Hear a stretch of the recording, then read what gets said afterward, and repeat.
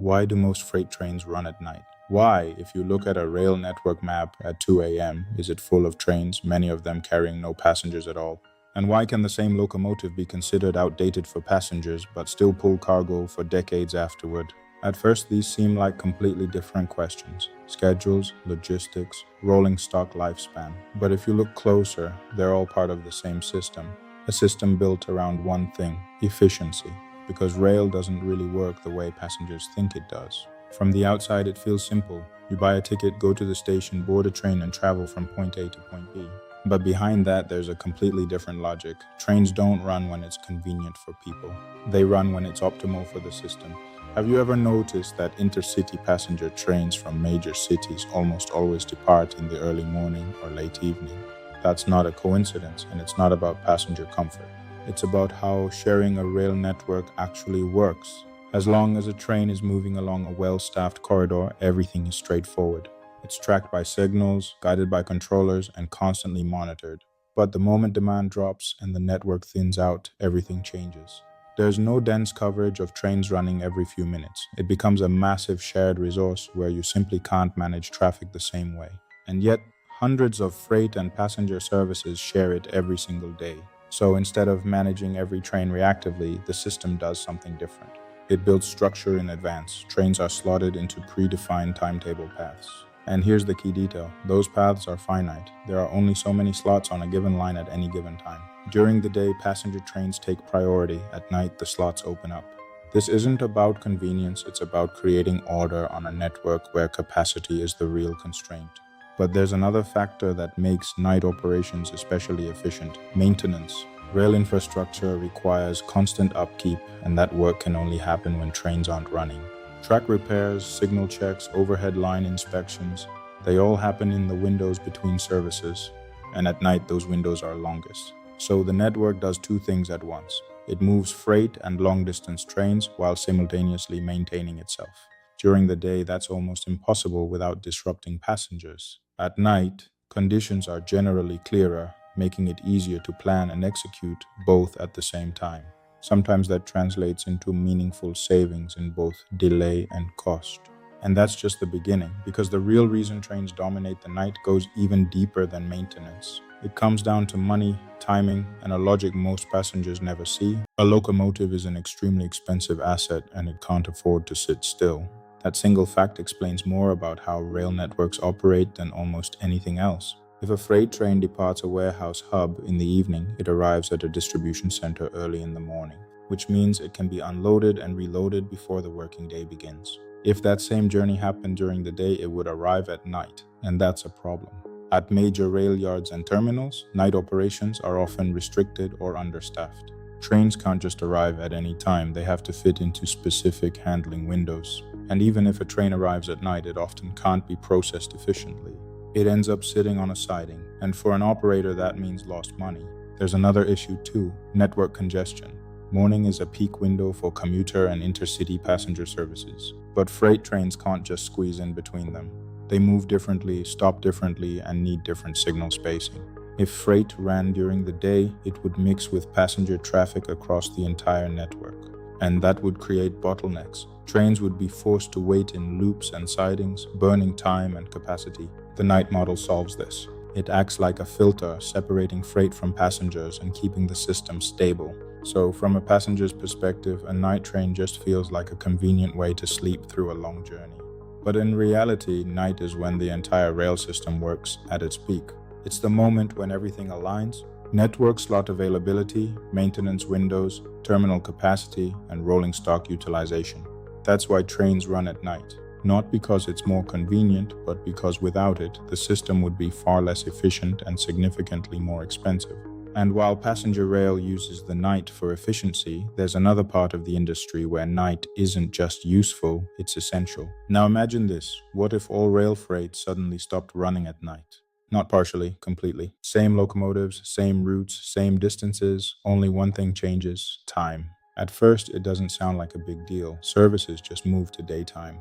But in reality, the system would start breaking down almost immediately. Next day deliveries would disappear, trains would start queuing at signals, terminals would become gridlocked, and the entire supply chain would slow down.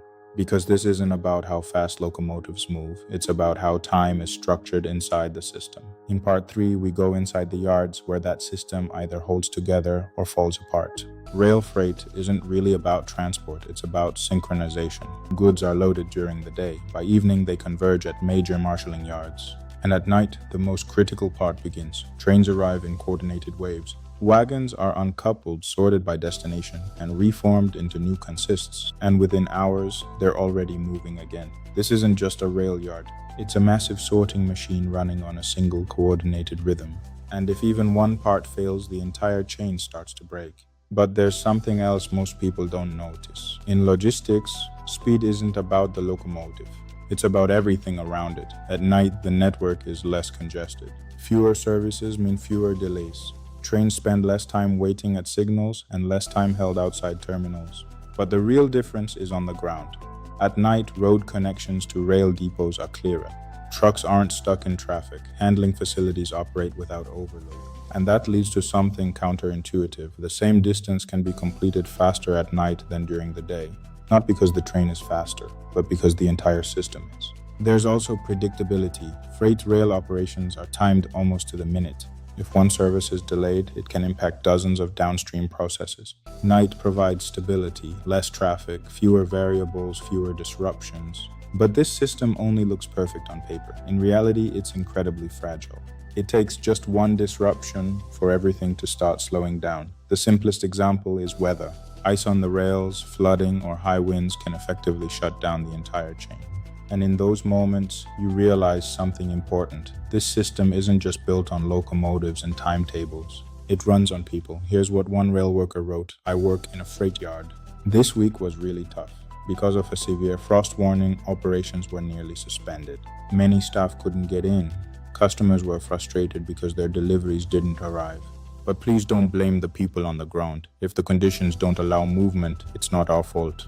And if you're affected, we are too, because in moments like this, everyone loses." And once you understand how fragile this system really is, it raises a question nobody thinks to ask. Why do the locomotives holding it all together keep running for decades, long after passengers have stopped riding them? That answer is in part 4. A locomotive hauls passengers for 20 to 25 years, and then it gets retired. That should be the end of its life, but in many cases it isn't. That same machine can keep working for another 10, 15, even 20 years, this time pulling freight. So why does that happen? Why does a locomotive considered too old for passengers suddenly become perfectly usable again? The answer is more interesting than it seems. Because in rail, age doesn't really mean what you think it means. Locomotives aren't judged by years alone. There are more important metrics. One of them is duty cycle. How hard is the machine being worked, how often, and under what conditions? It's one of the biggest factors in how rolling stock wears out. Because every time a passenger train accelerates from a station and brakes to a stop, it puts stress on the traction system, the bogies, and the braking components. Passenger services do this constantly. Short gaps, frequent stops, high demand. Freight locomotives are different. They tend to run fewer, longer journeys with far fewer stops. So two locomotives of the same age can be in completely different mechanical condition. One might be close to its overhaul limit, the other might only be halfway there. In many cases, the passenger locomotive actually ages faster. But it's not just about physics, it's also about economics. Passenger rail is highly visible and competitive. Rolling stock has to be fast, quiet, modern, and comfortable. As soon as it starts falling behind newer trains, it gets replaced, even if it's still technically capable of running. Freight rail works differently. Cargo doesn't care about seats. It doesn't care about onboard Wi-Fi. It doesn't care about ride quality. It only cares about one thing: how much it costs to move a ton of goods. And this is where older locomotives suddenly become valuable. Because they've already been paid off, they can keep generating revenue even if they're less efficient. That's why many locomotives get a second life. They're reconfigured for freight work. Passenger-facing systems are stripped out. Traction and braking systems are recalibrated for heavier loads. And the locomotive begins a new career. A perfect example is the Class 37, a diesel locomotive that once hauled passengers across Britain. Over time, it became less competitive, and operators gradually retired it from passenger service. That should have been the end, but freight and infrastructure operators picked these locomotives up instead. And suddenly, what used to be a disadvantage no longer mattered.